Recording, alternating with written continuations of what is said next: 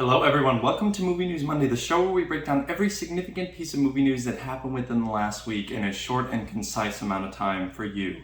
I'm your host Dylan Strickland. Don't forget to like and subscribe, and let's get started.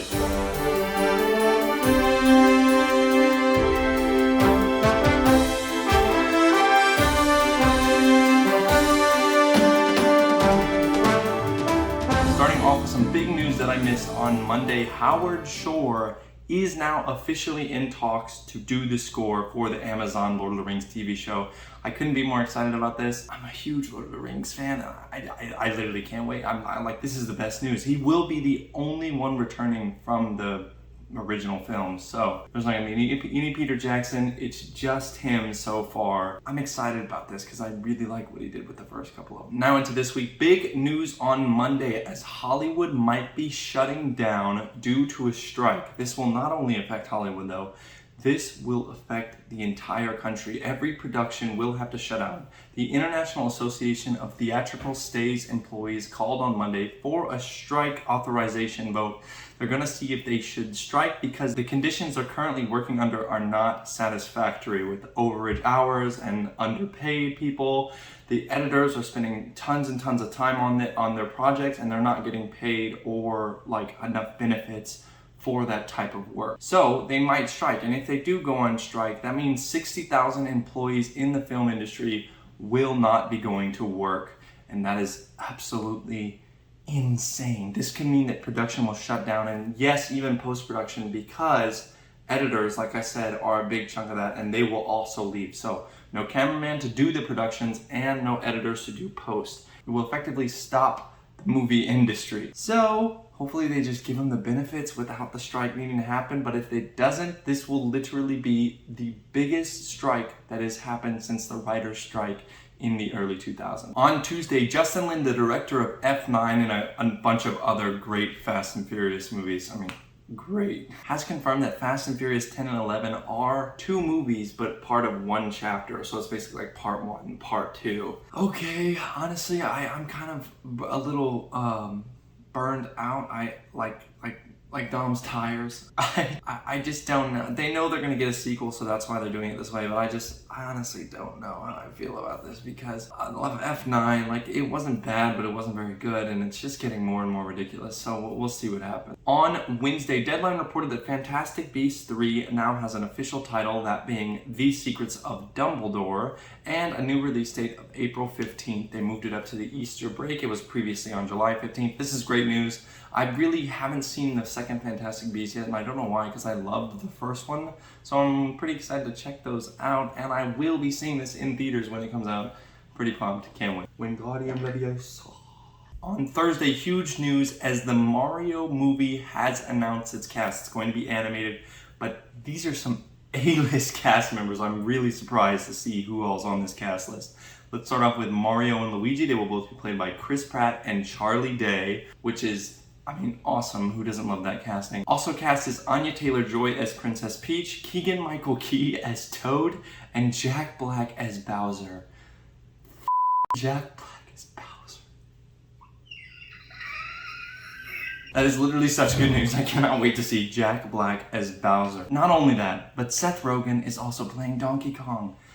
What the is this cast? It's currently set for a September 21st, 2022 release date. It's coming to us, brought to us by Universal Pictures and of course Nintendo. And Aaron Harvith and Michael Jelinek are going to be directing it. It's going to be written by the dude who did Lego Movie 2, Matthew Fogel, and I really liked Lego Movie 2, so I'm actually super excited to see this film.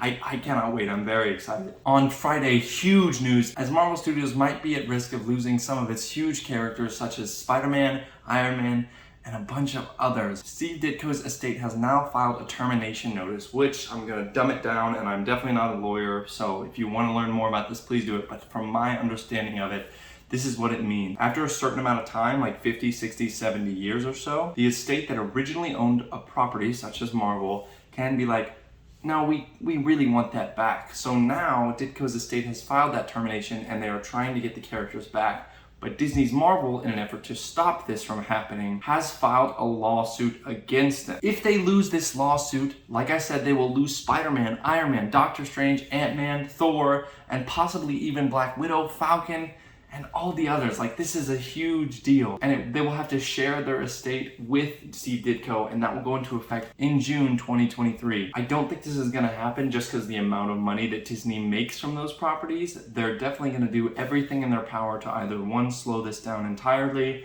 or just not let this happen at all. So I doubt this will happen, but if it does, that's crazy. On Saturday, a trailer for Extraction 2, the movie, of course, will be starring Chris Hemsworth, a sequel to the first Extraction, had its first trailer, and it was nothing. Like, you just see him swim out of the water.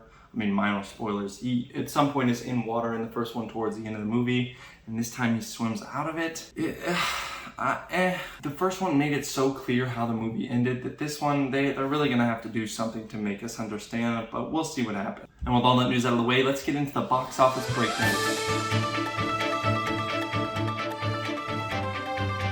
So Tanner died, and now I'm doing the box office breakdown. So let's start off with number 5. Coming in at last place for the weekend, Cry Macho, which made $2,047,900, is bringing its total to an overwhelming $8,987,592. You know what I mean. In 4th place, Candyman's staying up there with $2,558,445. This now brings its total to a whopping $73,115,355. Am I throwing enough numbers at you yet? And in our 3rd place, who would have thought, but it's Free Guy. This Ryan Reynolds movie, I swear to God, it just will not die. Like, I expect it to fall off the list every week. It's literally on its 6th week, and it's still making $4 to $5 million. This now brings its total up to $317,563,064, and it's not gonna stop because it will probably be on this list next weekend, even though MNM's coming out. In a surprise spot in its opening weekend, Dear Evan Hansen has made $7,443,830, and it didn't beat out Shang-Chi, which is absolutely insane. Shang-Chi over the weekend made $13,031,411, which brings its total to $363 million. I mean, that's a lot of dough. Should I just go back to doing the disembodied voice? Maybe. Maybe I will. Maybe I'll just find someone else. Why did you have to leave, Tanner? Why did you have to leave? What do we do without him?